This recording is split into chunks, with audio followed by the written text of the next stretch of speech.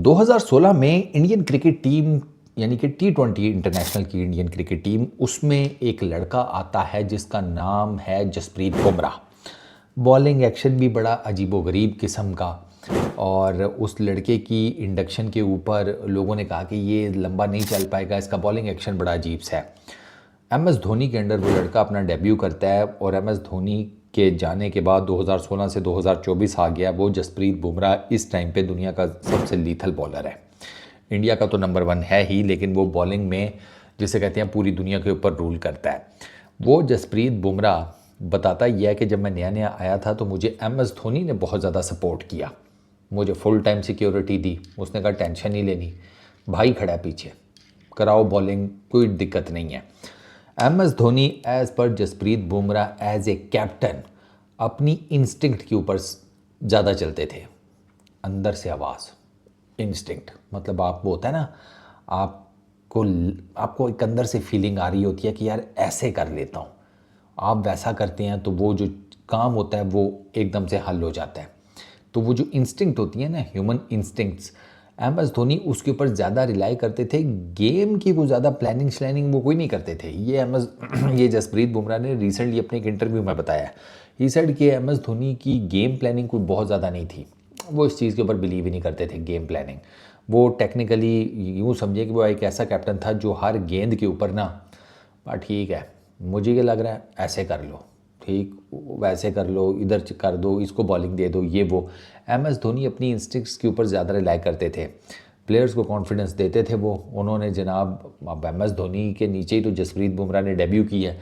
MS Dhoni अगर उसे security ना देते, उसको बैक ना करते, हो सकता है जसप्रीत बुमराह का कॉन्फिडेंस शैटर हो जाता, वो कुछ ना कर पाता। लेकिन MS धोनी ने इतना सपोर्ट किया कि पहली सीरीज़ में ये ऑस्ट्रेलिया के अगेंस्ट T20 इंटरनेशनल की हाईएस्ट विकेट टेकर था जसप्रीत बुमराह।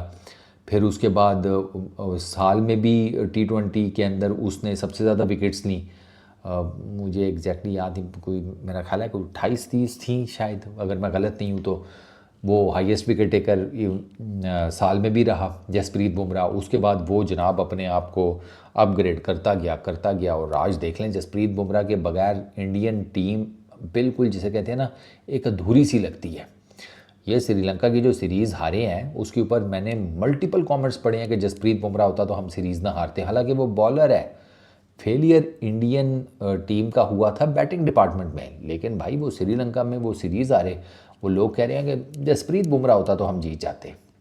या आप अंदाज़ा करें कि टीम हारी बैटिंग फेलियर्स की वजह से, लेकिन बॉलर का आप इम्पैक्ट चेक करें कि लगता ये है कि भाई वो बॉलर होता ना तो हम ये मैचेस जीत जाते। वो इतने रन ही ना बनाने देता ओपोनेंट्स को। जसप्रीत बुमराह का ये लेवल है। तो MS धोनी की उन्होंने जिसे कहते हैं ठीक ठाक किस्म की तारीफ़ की, और MS धोनी तारीफ़ डिज़र्व भी करते हैं। जितने साल उन्होंने इंडिया की कप्तानी की 2006-07 से ऑनवर्ड्स, उन्होंने टीम इंडिया को, ये जितने टीम इंडिया के बड़े बड़े मेजर परफॉर्मर्स हैं 2006-07-08 से ऑनवर्ड्स, वो सारे के सारे MS धोनी के लगाए हुए पौधे हैं। Be that Virat Kohli, be that Rohit Sharma, Bumrah, ये क्या उसको कहते हैं, ये जितने भी नीचे स्पिनर्स हैं, पेसर्स हैं, maximum somehow the other किसी न किसी तरीके से MS धोनी के नीचे खेले हुए हैं, साथ खेले हुए हैं, कुछ ना कुछ चलता रहा है। और इसी वजह से MS धोनी का इम्पैक्ट बहुत ज़्यादा नज़र आता है। अच्छा, MS धोनी की कप्तानी का ये था, नेचुरल इंस्टिंक्ट्स, ह्यूमन इंस्टिंक्ट्स वो अपनी वो फॉलो करते थे। फिर जसप्रीत बुमराह ने 3 कप्तानों के नीचे खेला है। भाई वो खुद भी कप्तान रहे हैं। एक टेस्ट मैच इंग्लैंड के अगेंस्ट उन्होंने कप्तानी की, आयरलैंड के अगेंस्ट उन्होंने 2 मैचेस की, T20 सीरीज़ थी 2022-23 में कहीं थी, उसमें भी उन्होंने कप्तानी की। तो जसप्रीत बुमराह ने खुद भी कप्तानी की भी है इंडिया की। तो उन्होंने जनाब विराट कोहली के नीचे भी खेला हुआ है। विराट कोहली वो कहते हैं वो अग्रेसिव बहुत ज़्यादा थे, विराट कोहली पैशनेट बहुत ज़्यादा थे, वो ग्राउंड के अंदर आग लगा देता था एज ए कैप्टन। और प्लस इंडियन क्रिकेट टीम की जो फिटनेस का लेवल है वो विराट कोहली के टाइम फ्रेम में जिसे कहते हैं कि सबसे ज़्यादा कॉज ऑफ कंसर्न था। विराट कोहली के नज़दीक आपकी फ़िटनेस के ऊपर किसी किस्म का कोई कंप्रोमाइज़ नहीं किया जाएगा। विराट कोहली वो खुद भी फिटनेस फ्रीक है, उसने टीम को भी जिसे कहते हैं फिटनेस फ्रीक बनाया। वो फिटनेस के ऊपर वो कोई कंप्रोमाइज़ नहीं करता था। अच्छा, फिर तीसरे कैप्टन रोहित शर्मा है। रोहित शर्मा के बारे में ये साइड के यार वो बड़ा अंडरस्टैंडेबल टाइप का आदमी है, इजी गोइंग है, बात सुन लेता है। आप उसको, अगर उसने कोई बात की है, आप उसको काउंटर करके उसको अपना लॉजिक देते हैं, सुन लेता है, मान भी लेता है, इमोशंस को बड़ा अच्छा रीड करता है, उसे पता होता है कि भाई मैंने किस प्लेयर को किस टाइम क्या बात करनी है, वो इस टाइम के ऊपर किस मेंटल स्टेट में है। तो वो रोहित शर्मा इन सारी चीज़ों को ना बड़ा ज़बरदस्त किस्म का रीड करता है। बाकी जहाँ तक बात रह गई कि सबसे अच्छा कप्तान जिसके मतलब अंडर जसप्रीत बुमराह ने खेला, तो जसप्रीत बुमराह ने वहाँ पर ना मारा सबको यॉर्कर, और ऐसा यॉर्कर मारा ना, जसप्रीत बुमराह ने कहा जी कि मेरी नज़र में सबसे जो अच्छा कप्तान है वो मैं खुद ही हूँ। उसने उसने ये लड़ाई ख़त्म कर दी कि भाई अगर उससे पूछा गया कि धोनी ज़्यादा अच्छा कप्तान था, विराट या रोहित, ही सेड भाई मैंने कप्तानी की हुई है ना, तो मैं अपनी नज़र में मैं अपना फेवरेट हूँ। मतलब वो जिसे कहते हैं ना, वो कौन सी पता नहीं कौन सी फिल्म थी, वो करीना कपूर बन गए अपनी ज़िंदगी के। उन्होंने कहा भैया मैं अपना फेवरेट हूँ, तो मेरी कप्तानी जो है ना मुझे लगता है कि ए क्लास है। और उनको ये भी, ये जसप्रीत बुमराह वैसे इस फ्रेम ऑफ माइंड के आदमी है कि उनको लगता है कि बॉलर्स जो हैं, इन पर्टिकुलर फास्ट बॉलर्स, वो ज़्यादा बेहतर कप्तान होते हैं या ज़्यादा अच्छे कप्तान साबित होते हैं। वो उस नैरेटिव के भी मानने वाले हैं। बट खैर, coming back to M S Dhoni, उनका एरा अनमैच्ड है, इसमें कोई शक नहीं है। ये स्टार्ट हुआ था सारा काम सौरव गंगोली से। वो दादा को क्रेडिट दिए बगैर आप इंडियन क्रिकेट की ट्रांसफॉर्मेशन नहीं समझ सकते।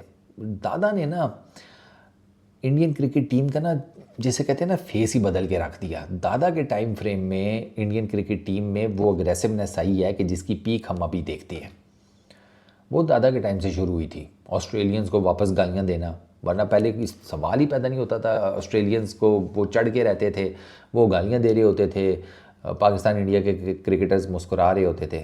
मतलब क्या चल रहा है, बाप थोड़ी गालियाँ दे रहा है कि आप आगे से भाई ठीक है, अब्बा जी हैं या पापा हैं, उनको क्या ही बोलें।